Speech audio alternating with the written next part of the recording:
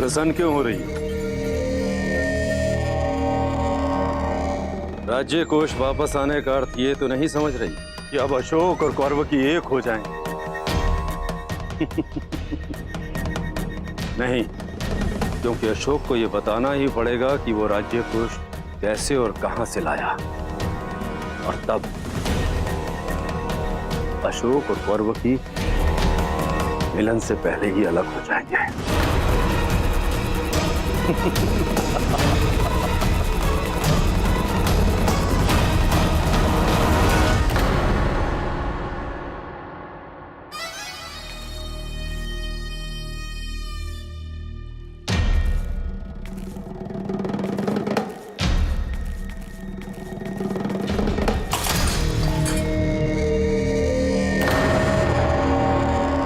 अशोक ने राजकोष को ढूंढ निकाला। अब आपका खेल समाप्त है। आज आपका अंतिम दिन है। मैं जीवित नहीं छोड़ूंगा आज आप। उस राजकोष के बहाने जो आपने मुझे अपने मार्ग से हटाने का खेल खेला, जबकि आप सब जानते थे कि वो चोरी मैंने नहीं की। आपके अतिरिक्त राजकोष का रहस्य कोई नहीं जानता था। प्रतीत होता है कि उंगलियों के साथ साथ तुम अपने सोचने समझने की शक्ति खो बैठे हो श्यामा। यदि कोष मैंने चुराया होता तो वो उस तक कभी नहीं पहुंच पाता श्यामक। यदि वो चोरी आपने नहीं की तो फिर किसने की? तुमने की होगी। तुम्हारी योजना थी ये, मेरी नहीं। यदि मुझे विश्वासघात करना होता तो मैं अपनी योजना में आपको सम्मिलित क्यों करता? बंद करो यह कारण की लड़ाई।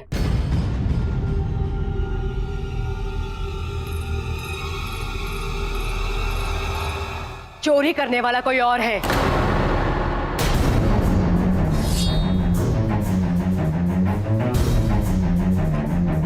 मुझे मेरी दासी ने बताया कि राजकोष चोरी करने वाला कोई और नहीं, जगन्नाथ है। और उसने ये सब कुछ इसलिए किया क्योंकि उसे अशोक और कौरवकी का विवाह स्वीकार्य नहीं है। किंतु ऐसा कैसे हो सकता है? उसने सबके सामने अपनी सहमति दी थी। अशोक के हाथों में कौरवकी का हाथ दिया था उसने, सभा में सबके सामने। प्रतीत होता है कि उसने दिखावा किया था, ढोंग किया था, इसलिए उसने ये बात अपनी पुत्री से भी छिपाई। और इसीलिए कौरवकी ने कोष ढूंढने के लिए अशोक की सहायता की। किंतु एक बात अच्छी है सुशील, कि अब अशोक को बिंदुसार को सत्य बताना होगा और इसका हम लाभ उठा सकते हैं। हम ये सिद्ध करेंगे कि बिंदुसार ने लोगों को समझने में पुनः भूल कर दी। हम सम्राट को विवश कर देंगे कि वो दोबारा अशोक पर विश्वास ना कर सके। यदि अशोक और कौरवकी अलग हो गए तो अशोक का हृदय खंडित हो जाए, वो टूट जाएगा, बिखर जाएगा, उसकी शक्ति आधी हो जाएगी। और टूटे हृदय वाला व्यक्ति अधमरा हो जाता। हम सब साथ मिलकर उचित समय देखकर इस अशोक नाम के अध्याय को हमेशा हमेशा के लिए समाप्त कर देंगे। अभी कुछ भी करने की आवश्यकता नहीं, हमें धैर्य रख के देखना कि आगे क्या घटित होता है, और फिर उचित अवसर मिलते हैं हम अपनी चाल चलेंगे।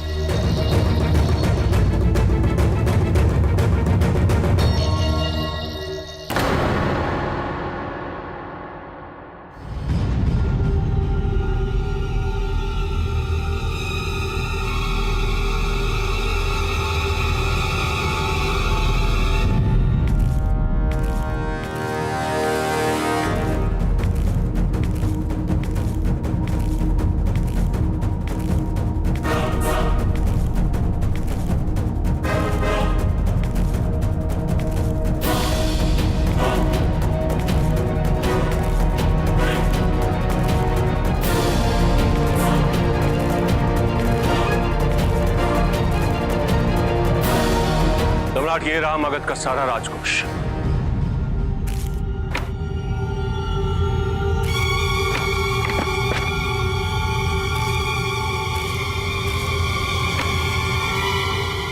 एक भी पानी इधर से उधर नहीं होने दिया मैंने।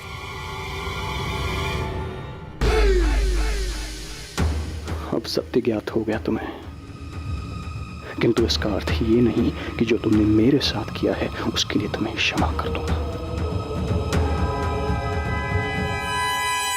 आचार्य राधागुप्त, कोष को कोषागार में पहुंचाया जाए और उसकी कड़ी से कड़ी सुरक्षा सुनिश्चित की जाए, ताकि ऐसी घटना पुनः न घटे। कोष आने वाले संकटों से रक्षा का एकमात्र साधन है।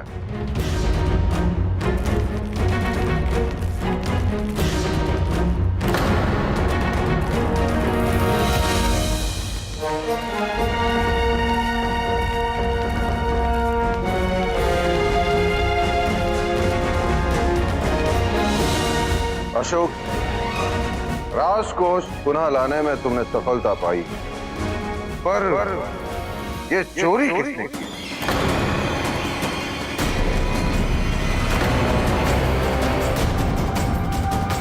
कौन है वो विश्वास का?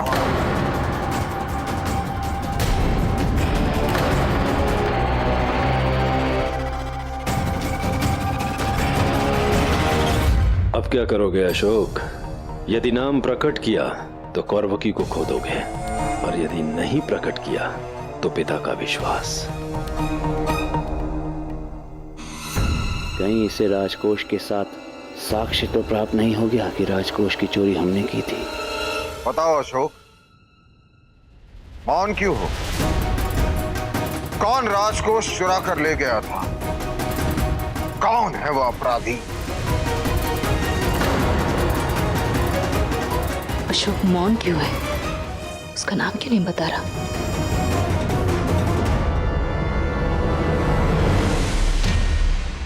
क्या हुआ अशोक? मगध के सबसे बड़े विश्वासघाती का नाम क्यों नहीं बता रहे तुम?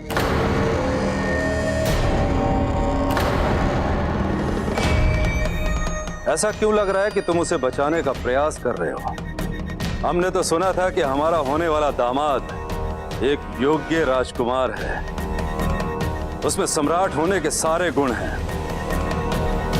पर इस समय तो ऐसा लगता है जैसे तुम अपराधी के पक्ष में हो।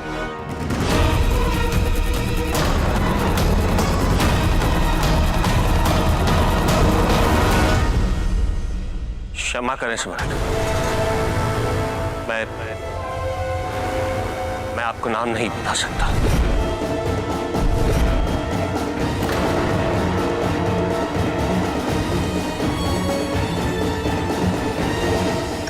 नाम ना बताकर एक राष्ट्रद्रोही को क्यों बचा रहे हो अशोक?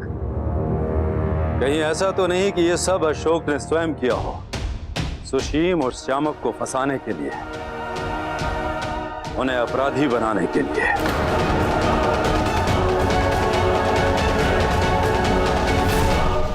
अवश्य पिताजी, इसकी यही मंशा रही होगी। पिताजी, आपको स्मरण है उस दिन मंदिर में इसने मुझ पर और श्यामक पर आरोप लगाया था? अशोक, सत्य क्या? वास्तव में वो अपराधी कौन है? बताओ पुत्र।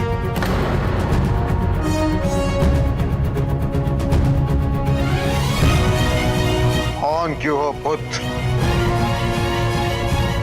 आज तक मैं सदैव तुम्हारे साथ खड़ा रहा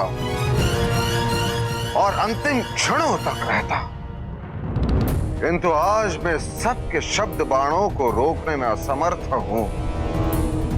अब तो तुम्हारे मौन से मुझे भी शंका होने लगी।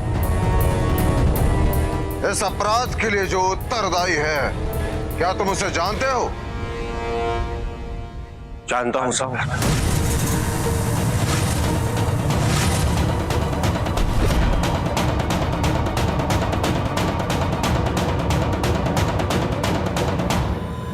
मगध सम्राट होने के नाते,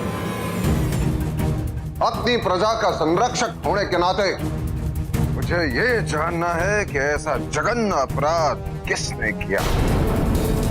तुम्हारे पास ये अंतिम अवसर है बताने का अशोक। क्षमा चाहता हूं सम्राट, किंतु यदि मैं वो नाम ले सकता तो ले चुका हूं।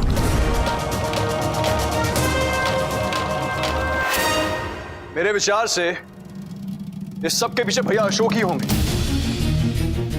इन्हें अस्वीकार्य था कि मैं तक्षशिला का प्रांतपाल बनूं। ईर्ष्या थी इन्हें मुझसे, इसीलिए इन्होंने ये सारा षड्यंत्र रचा मुझे फंसाने के लिए।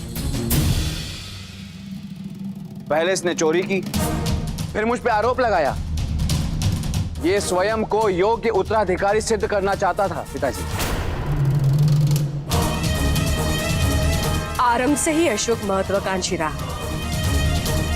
और आज सिंहासन के लिए कुछ भी कर सकता है। और आंतरिक सुरक्षा के प्रभारी तो यही हैं।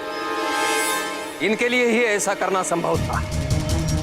इतना बड़ा कार्य दूसरा कोई कर ही नहीं सकता है। परिवार के सदस्य अनुचित तो नहीं कहते।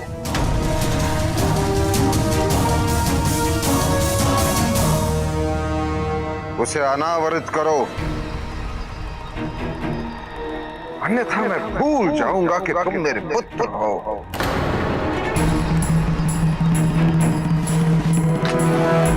सत्य बता,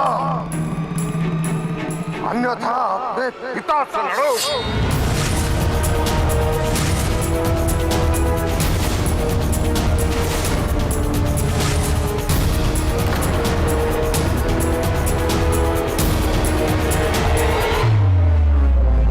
अब तुम्हारा अंत निश्चित है अशोक।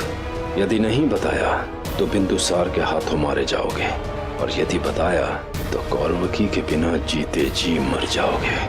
क्षमा चाहता हूं पिताजी महाराज। ना ही मैं सत्य बता सकता और ना ही मैं आपसे लड़ सकता हूं। यदि तुम मेरे पुत्र हो तो तुम्हें मुझसे लड़ना होगा।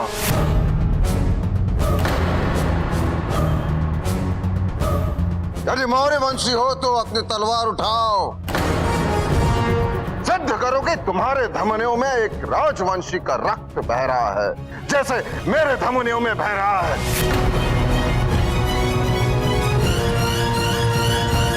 सम्राट, ये क्या अनर्थ कर रहे हैं आप? क्या आपको अशोक पर लेश मात्र भी विश्वास नहीं है? हमारा पुत्र बिना पर्याप्त कारण के हमसे कभी कुछ छुपाएगा नहीं। यदि वो मौन है तो उसके पीछे उसकी कोई व्यवस्था होगी। धर्मा, अशोक तुम्हारा प्रिय पुत्र है। इसका अर्थ ये नहीं है कि वो अनुचित कार्य नहीं कर सकता है। वो सबके समक्ष सम्राट के निर्णय के विरुद्ध जा रहा है। अब सोचिए। हस्तक्षेप नहीं।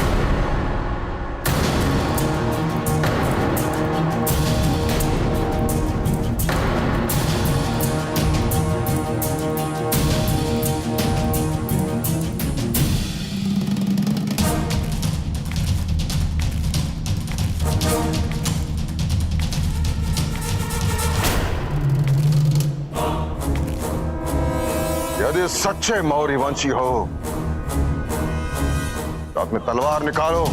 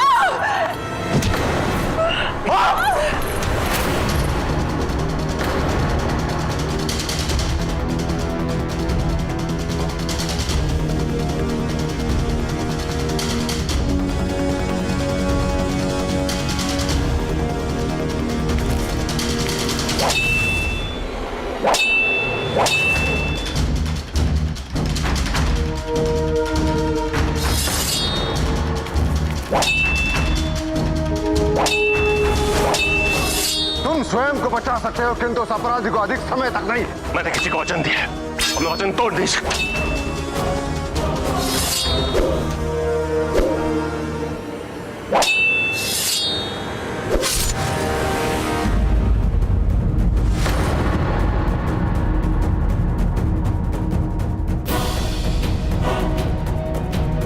मातृभूमि की रक्षा तुम्हारे लिए सर्वोपरि थी अशोक। उससे बड़ा वचन तुम्हारे लिए कोई नहीं था।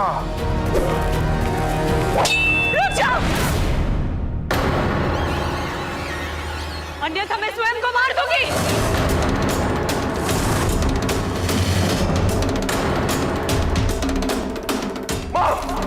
नहीं मां। कैसा है कौन वो जिसके लिए तुम अपने बाकी सुहाग के प्राण संकट में डाल रहे हो? कौन है वो, उसका नाम बताओ, अन्यथा मैं अपने प्राण दे दूंगी अशोक। नहीं मां। मैं अपने पति और पुत्र को इस तरह से युद्ध करते हुए नहीं देख सकती। बेहतर यही होगा कि मैं स्वयं को मार दूं। अशोक मेरे पिताजी को बचाने की कोशिश कर रहा है।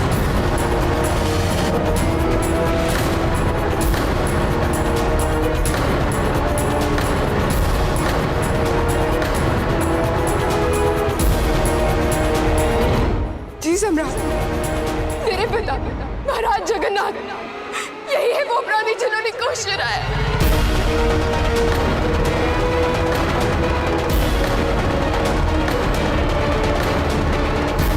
इन्होंने आपके साथ ही, अशोक के साथ ही, पूरे मगध के साथ ही, मेरे साथ भी विश्वासघात किया। इनके कारण आज पिता और पुत्र के बीच में महासंग्राम छिड़ गया है।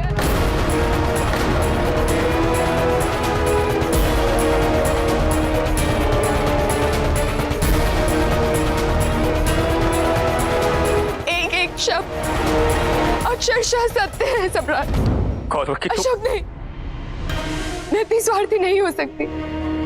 अपने प्रेम को बचाने के लिए तो मैं अपने पिता की दृष्टि में, अपने परिवार की दृष्टि में गिरने नहीं दे सकती कि ये परिवार टूटकर बिखर जाए।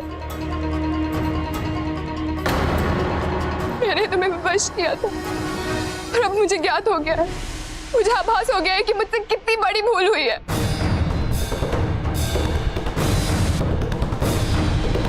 सम्राट, मेरा विश्वास कीजिए,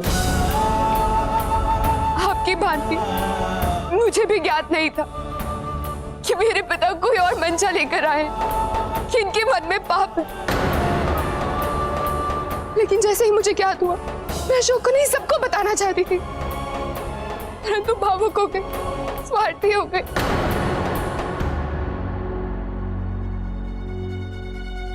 अशोक के बिना अपना जीवन, अपना अस्तित्व, उसके अतिरिक्त मुझे कुछ नहीं दिखाई दिया।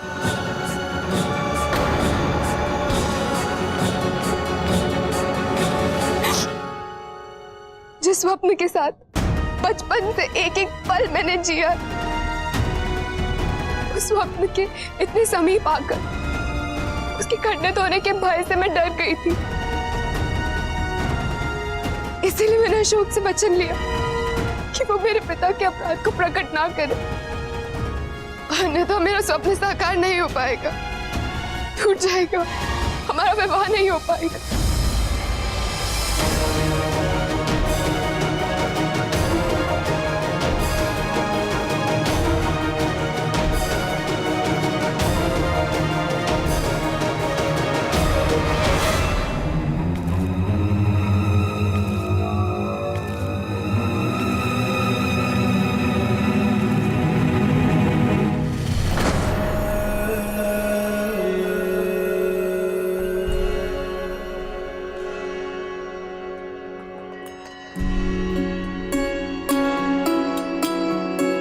क्षमा कर दीजिए पिताजी, पहली बार मैं आपको और कौरवकी को लेकर दुविधा में पड़ गया था। जो मैंने सोचा वो केवल यही था कि क्या मैं ये निर्णय अपने प्रेम की रक्षा करने के लिए ले रहा, क्योंकि सत्य प्रकट करने के पश्चात न केवल मेरा प्रेम खो जाता, अभी तो कलिंग और मगध की एकजुट होने की संभावना भी सदैव सदैव के लिए समाप्त हो जाती। हमारे हाथों से दो महान राज्यों के बीच संधि और शांति स्थापित करने का सुनहरा अवसर भी चला जाता। मेरे गुरु के अखंड भारत के निर्माण के स्वप्न को पूरा करने के लिए जो सशक्त नींव संधि से स्थापित होती, उसका एक सुनहरा अवसर भी चला जाता। और मैं ऐसा कभी नहीं होने देना चाहता था।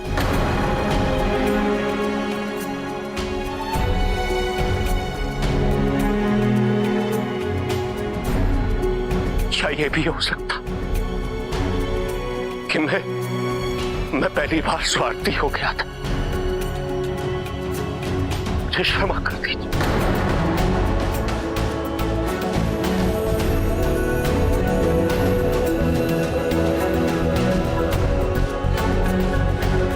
क्षमा कर दीजिए। नहीं सम्राट, सम्राट ऐसा मत कीजिए। जो अपराध मैंने और मेरे पिता ने किया उसका दंड अशोक को मत दीजिए सम्राट। सम्राट